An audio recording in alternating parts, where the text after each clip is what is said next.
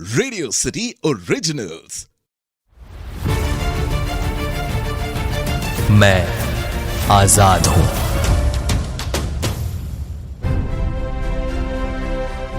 Radio city पर आप सुन रहे हो मैं आजाद हूं, मेरे यानी हमराज बौराई के साथ। इस वक्त हमारे साथ पॉडकास्ट में जुड़े हुए हैं जय हिंद अभियान से दीपक त्रिपाठी और गोपाल सिंह। दीपक जी, आजादी से पहले या उसके आसपास के समय में आजादी को लेकर किस तरह के प्रयास हो रहे थे? जी, ये बिल्कुल ठीक पूछा आपने। आज़ादी का प्रयास तो 1857 से चल रहा था, ये हम सब जानते हैं। प्रथम स्वतंत्रता संग्राम के नाम से वह प्रसिद्ध भी है। लेकिन जब 1857 का संग्राम हुआ तो अंग्रेजों ने इसे संग्राम कहकर नहीं संबोधित किया। उन्होंने इसे आपसी झड़प कह के इसको ख़त्म करने का प्रयास किया कि जैसे झांसी में अपनी सत्ता के लिए रानी जी प्रयास कर रही थी, बाबू कुंवर सिंह अपनी सत्ता के लिए, और मंगल पांडे जी अपने कुछ धार्मिक समस्या आ गई थी उसके लिए। और बाद में लेकिन ये संग्राम तो होके रहा क्योंकि पूर्व नियोजित था, थोड़ा समय पहले हो गया, एक्चुअली होना मई में था, लेकिन ये धार्मिक एंगल जो आ गया था वो गन और बारूद की वजह से, तो उसकी वजह से 2 महीना पहले हो गया, इसलिए शायद ये सफल नहीं हुआ। अगर वो तय समय पे होता तो सफल भी हो जाता। तो प्रयास वहां से चालू थे और इतने अंग्रेजों को काटा गया था कि जब लाशें जाती थी कट कट के इंग्लैंड में, तो वो लोग देख के दहल जाते थे कि जिस देश पे हम इतनी आसानी से राज करते आ रहे थे, अचानक इतने कैसे कट के हमारे आ रहे हैं अंग्रेज।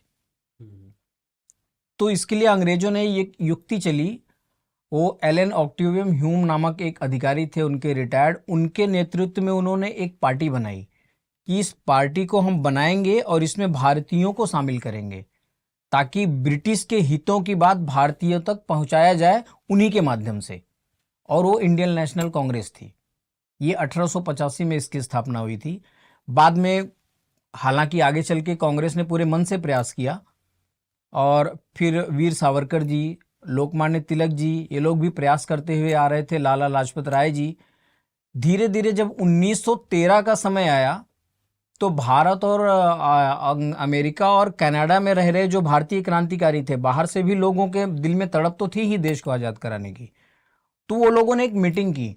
मीटिंग का कारण ये था कि सबको विश्व युद्ध की झलक दिख रही थी कि जल्दी ही विश्व युद्ध होने वाला है, और हमारे देश में जो ब्रिटिश सैनिक थे उसमें ज़्यादातर इंडियन ही थे, हमारे भाई ही थे जो अंग्रेजी सेना में थे। तो एक योजना ऐसी बनी थी कि फरवरी 1915 में एक ऐसा विद्रोह किया जाए हमारे ही सैनिकों को लेके कि द्वितीय विश्व युद्ध में, ये ऑलरेडी इनका दिमाग अंग्रेजों का लगा हुआ है विश्व युद्ध में, तो हम इस देश को अपने सैनिकों की सहायता से छुड़ा सकते हैं। ये एक मीटिंग हुई। लेकिन हमेशा हमारे देश का एक दुर्भाग्य रहा है कि कोई ना कोई गद्दारी कर जाता है। तो उस समय भी एक कृपाल सिंह नामक व्यक्ति थे जिन्होंने लालचवश आकर गद्दारी की और ये भांडा फूट गया। इसमें बहुत सारे लोगों को फांसी हुई। विष्णु पिंगले जी थे यहीं पूना से, आज उनके परिवार के वर्तमान सदस्य हमारे साथ में हैं इस अभियान में। और इस गदर पार्टी में बहुत लोग थे, भाई परमानंद, करतार सिंह सराभा, फिर विष्णु पिंगले जी, तो बाद रास बिहारी बोस जी भी थे। धीरे धीरे हुआ ऐसे कि लोग टूट गए क्योंकि किसी एक की गद्दारी से पूरी की पूरी योजना चौपट हो जाती है, मतलब पूरा का पूरा देश हाशिए पे चला गया था।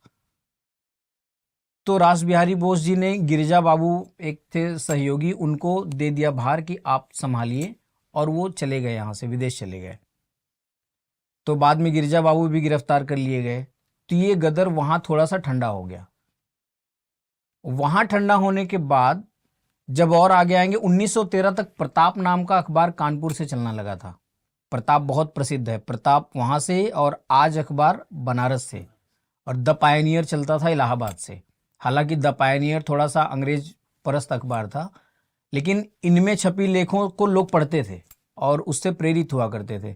तो जब प्रताप छपने लगा था तो लोग आने जाने कानपुर शुरू कर दिए थे। धीरे धीरे वापस से लोग एकत्रित होने का प्रयास कर रहे थे कि भाई ऐसे ही नहीं छोड़ा जाएगा।